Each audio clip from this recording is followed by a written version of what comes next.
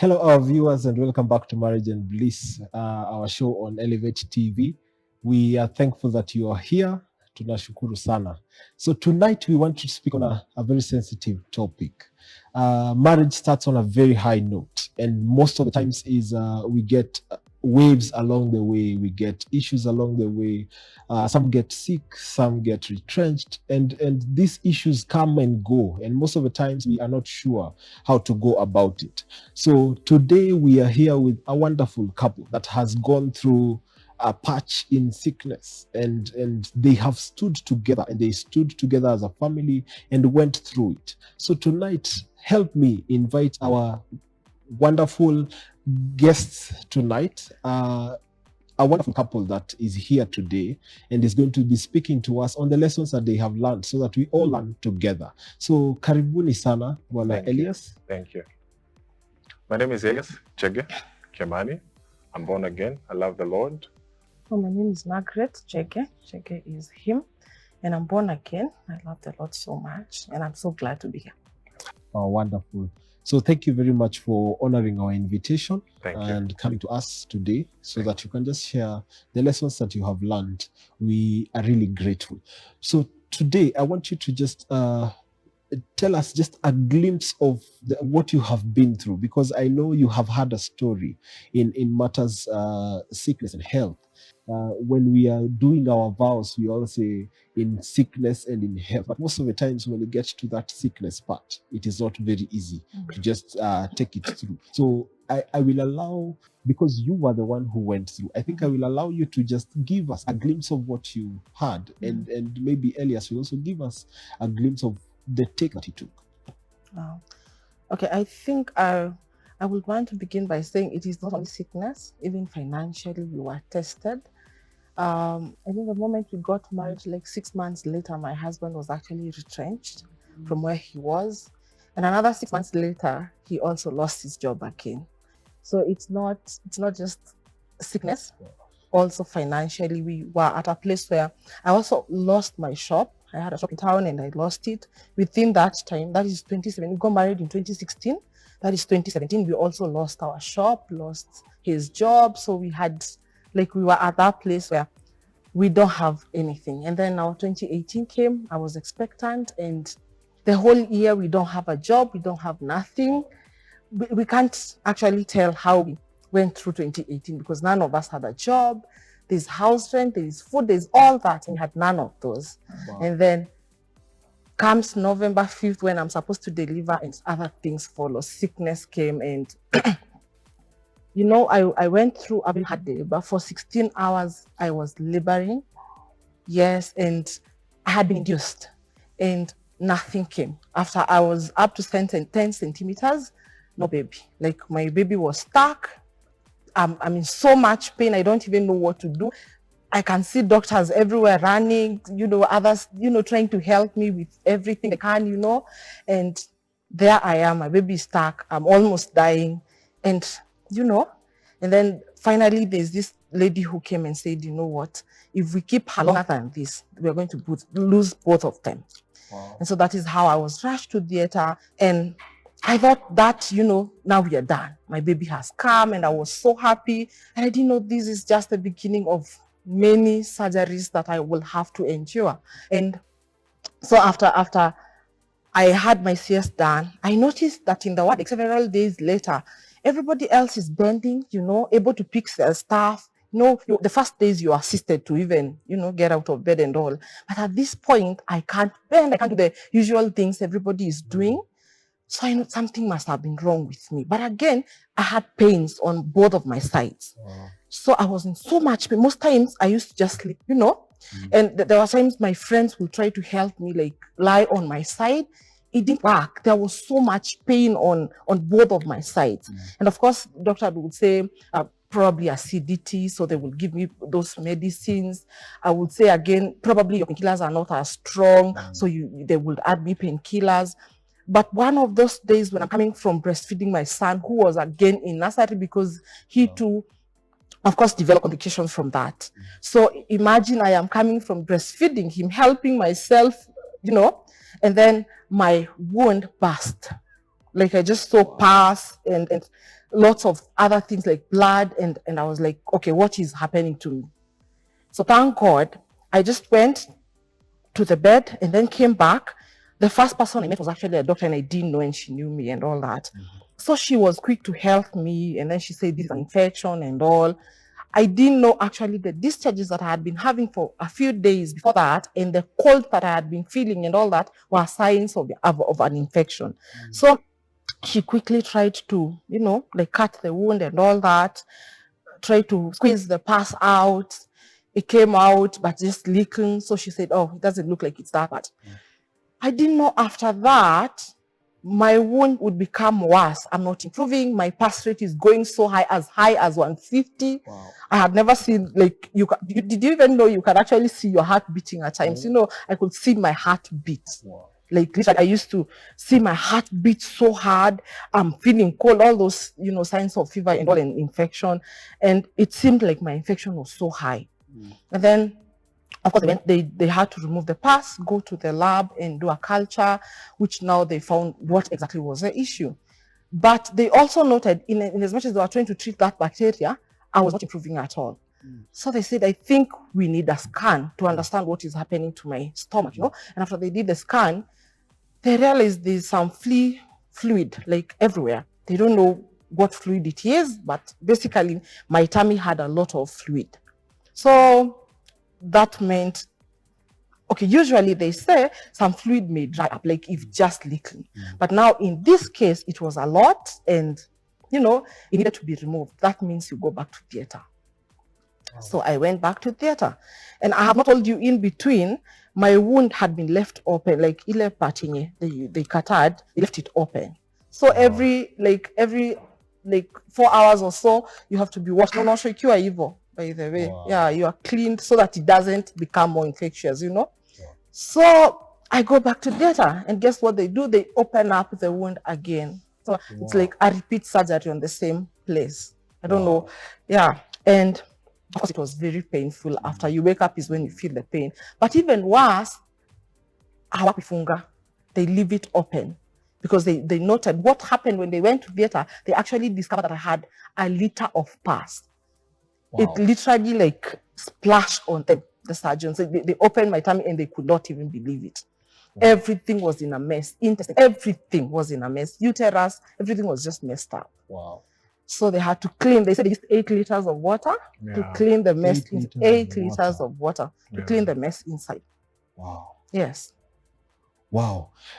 Elias, this is a story and a half. Yeah. I know for her, she was getting the physical pain. Yeah. But I can imagine being her husband and being there for her, you were feeling the emotional and sometimes even the physical pain at one point or another. Yeah. For you, what is the highlight of all that happened in the hospital? Having gone back to theater severally, what is the highlight that you would give for that experience? Wow. Number one, I begin with having had such a tough year. At one point, I would pause and tell God, now this is happening to us, Having lost a job, like she said, I lost a job twice. Wow. 6 months after I got married, 3 days later, I got another job. Then, close to December 2017, I lost a job again. Wow. So we were beginning 2018 without a source of income. Number one, that is, as a man, you find fulfillment when you go out there and provide for the family. So you can imagine having gone through that, and now we're in hospital. Yeah. My wife used to exercise a lot. So we were just praying and hoping that we are going to have a smooth delivery. And here we are, this happens. I had many highlights, but I think the most that I really cherish up to today, and when I look at my son, at times I feel like I can cry. Wow. Was when, number one, I saw my son. I had this expectation that once my son is brought to me, I'm going to hold him and pray over him. That was my desire, and that was what I prayed for. But when he was brought after theater, I almost ran away. I couldn't identify the boy. He was dark. Wow. And then they call it mekoni or something, where alikuwa memeza. That. Yeah, the dart, you know. So ilikuwa inatoka, and then he was panting, he was breathing so hard. Wow. So, and they told me the score is 3 out of 10. So I actually just stood from afar, I prayed for him, you know. Then the other highlight was when my wife was so bad. And I decided, you know what, let me go to the church chapel. And I didn't have words to pray. But I remember I began praying at 8. And by the time I was done, it was 3. Wow. Yes. Wow. And all I remember saying was, God, please don't take away my wife. Wow. Those are the only words I remember for all that period I prayed. And I thank God.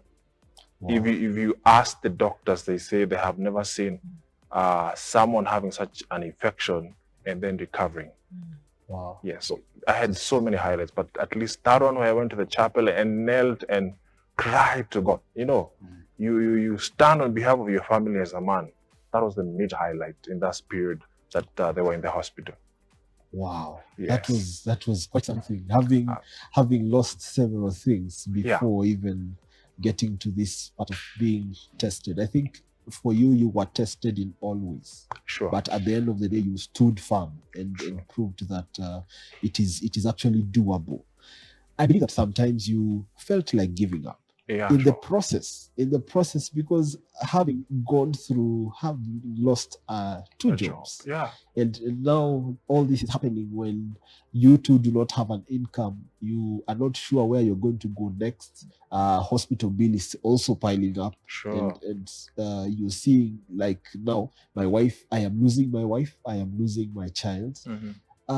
What was the motivation that you had that kept you going, even in the moment when you felt like giving up, when things were not going the way you would have wanted? What was the motivation behind it?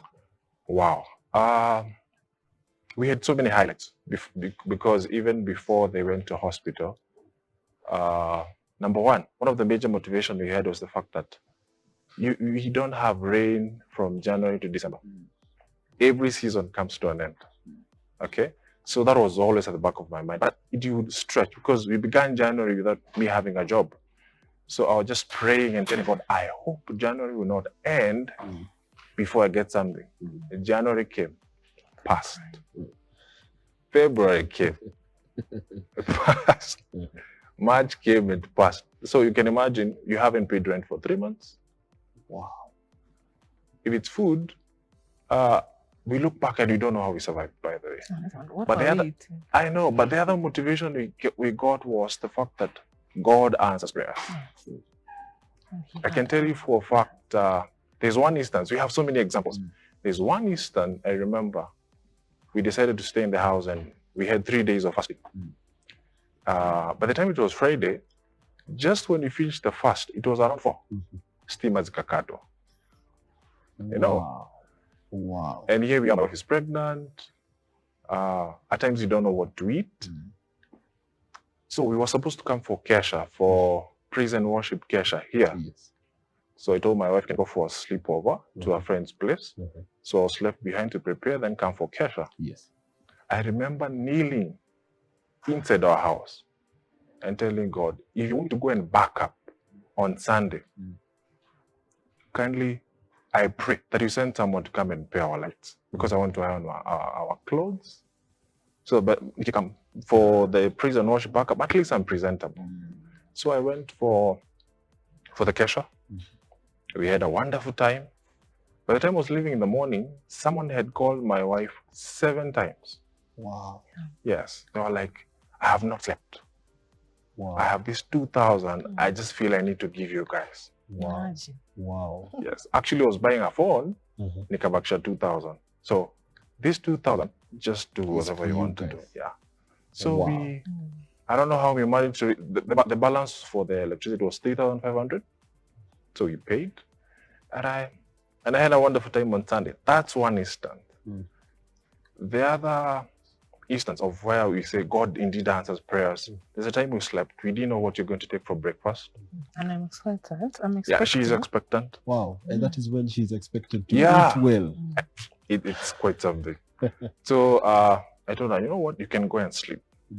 So I just put on my laptop, had some worship music, and I prayed. I prayed all the way up to around 3. Someone can watch it on the lale. When we woke up, I think we woke up at 9. Somebody had sent me 500 shillings. Wow. In the morning. Wow. A church member. Na tulikuwa tu tunasalimiana tu, hi. Nobody had told what we were going through at that time. So I called him the following morning and I asked him, how comes you sent me 500? Can I be to something compelled me? I believe it is not something. Wow. It is the Holy Spirit. And that's what we took. So basically we had so many motivation. Indeed, that the season we are at will come to an end. True. Yes. Wow. My viewers, you will agree that this is a story that is very important. It is a story that we can listen to, and you just left wow. You just wowed. For you, Maggie, I can imagine seeing him frustrated, seeing him down. You know, it is not very nice of a man having been put to the ground, and he does not know where to go next. What is the next direction to take? And every man is wired to get solutions. And at this time, he's not able to get the solutions. For you, how are you able to work with him in this period? Because most of the times, in this day and age, it is not very easy. When the man is not able to provide, and he looks like, you see now, you just newlyweds, and now everything is falling out. You're not sure, it is just starting and everything is not going well. So for you, how are you able to walk with him through the journey? Well, okay. I think what you don't know is that even before we got married, we had tried several businesses back in campus Together. where we met, yes, together. Wow. We've done lots of things. We've tried selling tea, ndomas, chapos on the roads, coffee. We've tried lots of businesses, shirts from Gikomba, diapers. We have hawked diapers for almost a year. Wow. So I think us being low financially was not the first time. And we had learned to pray together way back when we were courting. And we had learned to call on the name of the Lord constantly and to support each other and talk, sit together and talk and ask, how are you doing? Share the word of God and encourage ourselves in the Lord. So even at this time when I saw him down, because I remember there's a time we sat down just to talk and he broke down. And I think at that point is when I realized my husband is not as strong as I was thinking he is. But I also began to know that God really wants me to pray for this guy. God really expects me to pray for him. He's not as strong as he may look. He's not the kind of person you can tell what he is thinking. From the look, like outlook, doesn't always tell what, you can't tell what he's thinking. So at that point, I realized I need to go and pray for him alone,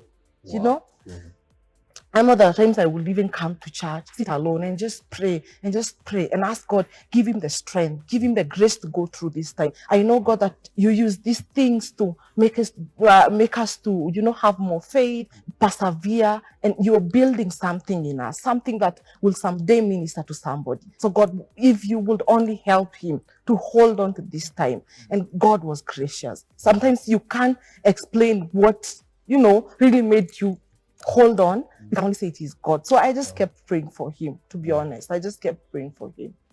Wow. I can attest that when it gets to a man who is breaking down and getting to that point where he agrees that things are not okay. It is something that he has fought with, because most of the men, once they get into such a thing, they take themselves into a cave. And in that cave, you pull your toys together, and you are not sure you want anyone in that space. It is a space that you want to pull yourself out from everyone else. And it is not very easy to go through it. For you, Elias, she listened to the emotion that you had the moment you broke down. And she prayed for you. I don't know if you told him that you were praying for him. we have made it a habit to tell each other that I'm praying for you. Wow, fantastic. Yes, we do that all the time. It is very important. So Sure. for you, Elias, knowing that she's praying for you as your wife, as someone who is standing by your side, how did that make you feel and help you in going through the different phases that you went through? Number one, it's very reassuring that we're in this together. Because when you go through such a period and you're a man, you may tend to think as though this is mine alone. You want to retreat. So when it's coming from her, she's praying for you and you can tell it. She can feel it, So it's quite reassuring that we are in this together. And I remember at one point I asked her, do you ever regret getting married to me? If you knew this is what you're going to go through, would you still? I was like, yeah, why not? It was very reassuring. I think that's what I would say. That we are here in this together. And she was like, no, I'm not going anywhere. I'm here to stay. Oh, I can imagine it is a painful place to be. Sure. Knowing that you don't have direction. And yes, you have this person. I can imagine the point that you get where you're asking, was it really right to get married? Did we rush into this thing? Sure. Is it something that we did to God? Is it something that we did to God? Sure. So that we go through all this. Did you ever get to that point where you question God? You ask him, we are praying. We have all these issues that are going through. And how do we move believing that God is still there? We really want to trust that you're still there. We really want to believe that you're still working with us, but we cannot feel you. We cannot hear you. You are not tangible enough. Did you get to that point where you ask God, are you still there? Or should we pang ourselves? Of course. There are so many instances where I would personally break down and tell God, I don't know what you're doing, God. I can't feel you anymore. I don't know what to do. God, I have prayed. Is there a prayer I have not made? God, if you don't lift me up yourself, if you don't carry me on your shoulders, and I know that you have always done that, I can't go forward. I feel stuck. I feel lost. I feel so confused. God, is what I have gone through, because I have gone through other issues before. Was that not enough? Did I not learn the lessons, oh God? But then again, at that point, God would remind you through his word what his promises are and how true they are, how unchanging they are with times and circumstances, and I think that would just encourage me. Honestly, there were times I just would go to God and just sleep on that floor and just tell, I am waiting for you. God, I am waiting for strength from above. I am just waiting for you. If you don't strengthen me, I can't do this anymore. And it's not like I don't like to be in this marriage, but God, how do I stay here like this? Do something. Just do something. At least give one of us just a job or something. And of course, at times you even begin to probe things in your life. Is it witchcraft? Is it, God, what is this? Is it somebody who spoke some evil words or something, these accusations? You ask yourself, and we prayed over these matters, by the way. We had to come together and say, okay, do you think so and so accused you? Is your family, now, is there something in your family that, and of course we were also asking God, give us like direction on what is this all about? And of course there were many times we would say, let's pray about this, let's pray about this. Of course there are battles in between. But at the same time, we just kept trusting God. It was not easy, I can tell you that, folks. It was not easy at all. I used to wonder if I can ever break through, There were so many times you just used to, when will we see the other end? But God was gracious and God was faithful, and he is always faithful. And he's the one leading us and guiding us through and through, when we can see him and when we can feel him and when we can't. He is right there. That is what I have learned. Wow. It is getting hot. It is getting hot. For you, Elias, I can imagine there were friends you had worked with from the beginning. Yeah. Before you got married. while you're still in campus, before you got pregnant, before all these issues came up. There were friends that you worked with. What was their value? What value did they add to you in this period? Because that period is not very easy, and you need pillars to stand by you. So what was the value they added into your life? Wow. I would say we have a very small circle of friends, not many, because I'm not that outspoken, and at some point I value small number of friendship, not sila watu wengi. So we had a few guys that really worked with us. Somehow we wanted to keep this to ourselves, because personally I felt this is a test and we have to go through this ourselves. Somehow, by the way, we tried even hiding it from our parents. This is what you're going through, and somehow they came to know. But we can underscore the importance of friends. They came to the house, they prayed with us. Wow. They would call, what do you guys miss? What do you have? What do you want? Yeah, and there's one, kuna time, gas inaisha bana. Hauna kitu ya kupika. And you just call and they're like, baze, gas inaisha. They're like, let me see what to do. And I just squeezed to, just like, you guys go and buy gas. So, they were very important, by the way. They walked with us. Not once, not twice, but they came and prayed with us. I remember at one point, let me mention this, our best couple. Our mom, she came, she called my wife. And be, twende super. She was like, take anything you need. Wow.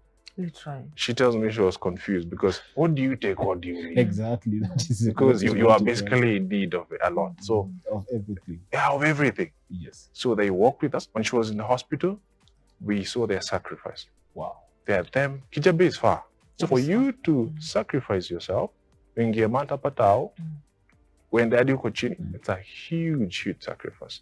And of course, there are them we may not have seen, but they really prayed for us. Yeah, sure. Yeah. And you can attest that because when my wife came back, there are them that would see her and just break down.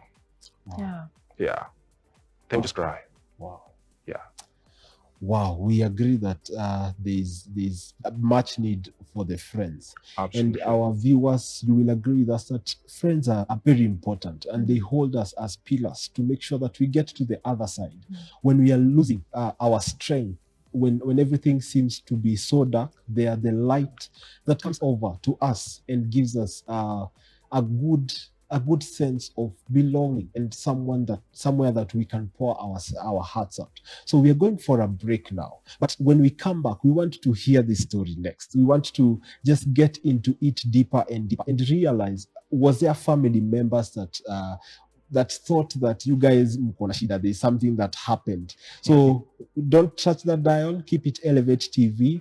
Follow us on all our social media platforms, on Facebook, YouTube, Twitter, everywhere. Elevate TV Kenya is where we are. See you after the break.